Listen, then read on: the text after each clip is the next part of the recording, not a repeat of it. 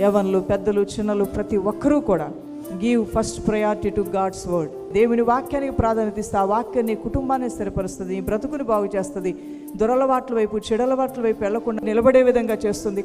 నేను అందరూ విడిచిపెట్టినా, అమ్మా నాన్న నీకు లేకపోయినా ప్రభు హస్తం నీకు తోడుగా ఉన్నదనేటువంటి ఒక మనోదిబ్బరంతో, ధైర్యంతో, ఆశతో ముందుకు వెళ్ళగలుగుతావు.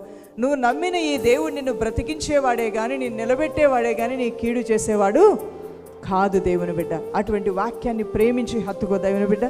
అలానే డైలీ డివోషన్, ప్రతిరోజు ప్రభువుని ఆరాధించు. గొర్రెలు కాసుకునే దావీదు ప్రతిరోజు దేవుడిని ఆరాధించి ఉన్నతమైన స్థితికి వెళ్ళాడు.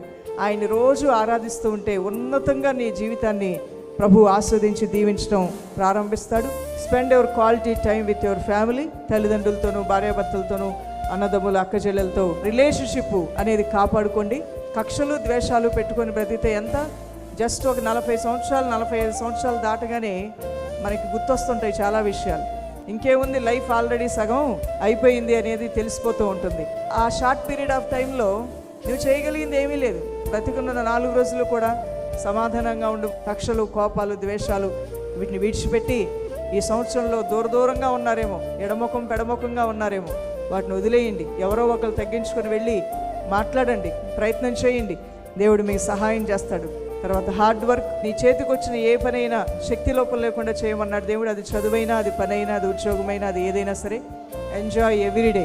ఫిలిప్పీలు రాసిన పత్రిక 4:4 దేవుడు మనకిచ్చిన ఈ జీవితంలో మనం ఎక్కువగా ఆనందంతో, సంతోషంతో, సమాధానంతో ఉండడానికే ప్రయత్నం చేయాలి.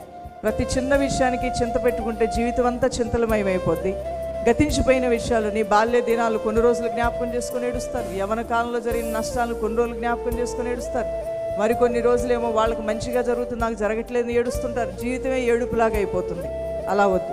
సంతోషించుడి, మరలా చెప్పుచున్నాను, ఆనందించుడి. ఈ పరిశుద్ధ వాక్కులు ఆత్మదేవుడు మీ హృదయాల్లో స్థిరపరచును గాక.